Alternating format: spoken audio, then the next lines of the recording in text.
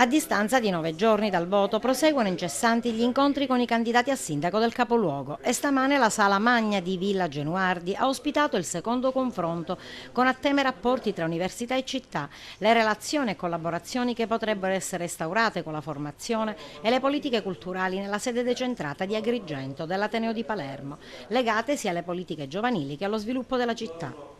Al confronto presenti gli studenti, il personale tecnico-amministrativo e tutte le realtà che operano nel contesto dell'attività universitaria della città di Agrigento.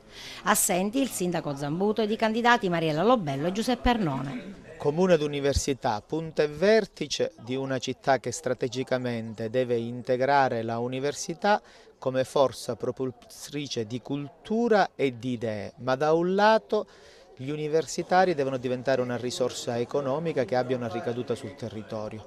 Primo impegno se divento sindaco, pagare la quota al consorzio e dopo aver pagato la quota al consorzio, il cui debito è stato fatto da Zambuto, sedermi e programmare nell'interesse degli agrigentini.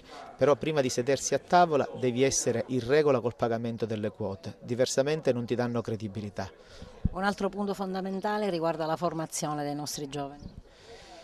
Lì il problema è un po' più complesso. Io credo che l'Università di Agrigento debba avere un rapporto con punti di eccellenza, perché una università che diventi soltanto un luogo dove fare gli esami e sfornare dei livelli di qualità medi non serve più. L'Università di Agrigento di fatto era una fabbrica di disoccupazione, perché lo spirito con cui si doveva fare l'università era quello di creare un volano culturale prima di tutto e poi ovviamente a ruota le cose seguono anche economico, se si fa un'università di qualità. Noi dobbiamo riuscire a fare dell'Università di Agrigento anche una piccola università come polo decentrato, credo, dell'Ateneo Palermitano e far sì che ad Agrigento quei pochi corsi siano buoni e siano soprattutto di livello migliore. Che l'offerta formativa sia diffusa, sia un'offerta formativa a rete e consenta alla città che fruisce sia del corso universitario di qualità di averne un prestigio perché diventa un'università attrattiva, ma soprattutto di portare ovviamente anche un'economia che gira attorno all'università. Noi avremmo sicuramente la possibilità di legare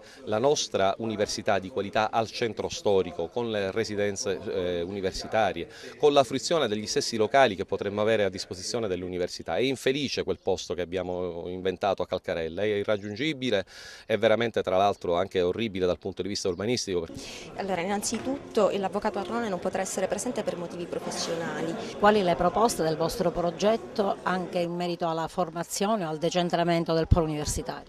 Allora, in primis, parlando di formazione, non si può non sottolineare il fatto che bisogna creare quindi incrementare l'offerta formativa del polo universitario di Agrigento. Dobbiamo valorizzare questi talenti e dobbiamo fare in modo che attraverso la formazione post laurea quindi questi giovani possano lavorare una volta concluso il percorso di studi, possano rimanere a lavorare ad Agrigento.